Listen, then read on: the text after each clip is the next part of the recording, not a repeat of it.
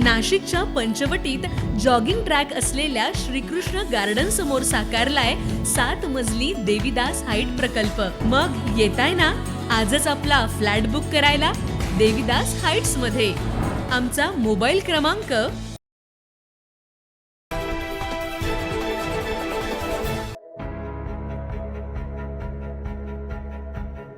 नाशिककरांनो, आज या महामार्गावरील वाहतूक राहणार आहे बंद।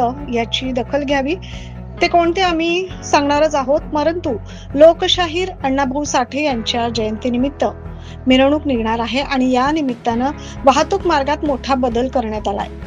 तो बदल आम्ही सविस्तर देत आहोत। सोबतच वाहन चालकांनी पर्यायी मार्गाचा वापर करावा असं वाहतूक शाखेकडून आवाहन करण्यात आलंय। लोकशाहीर अण्णाभाऊ साठे यांची जयंती दरवर्षी नाशिक शहरात मोठ्या उत्साहात साजरी केली जाते। यावर्षी देखील जयंती उत्सव आनंदात साजरा केला जातोय।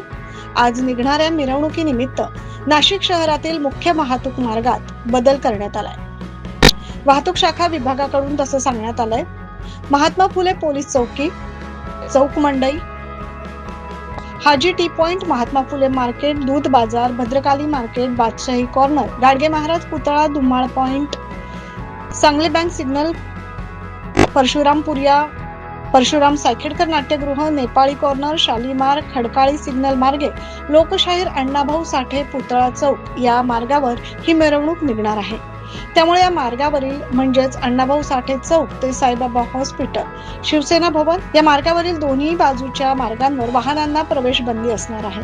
त्यामुळे पंचवटीकडून नाशिक रोड कडे जाणाऱ्या सर्व बसेस दिंडोरी नाका, पेठ नाका, मखमलबाद नाका, बायजाबाई छावणी, अशोक स्तंभ, CBS, मुंबई नाका, वडाळा नाका, नागजी सिग्नल, अशोक मार्गे जातील।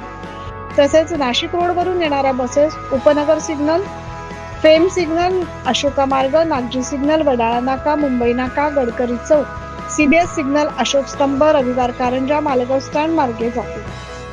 वाहन चालकांनी देखील या पर्यायी मार्गाचा वापर करावा असं आवाहन नाशिक शहर पोलीस वाहतूक विभागाकडून करण्यात आलंय। Bureau report 9 news Maharashtra.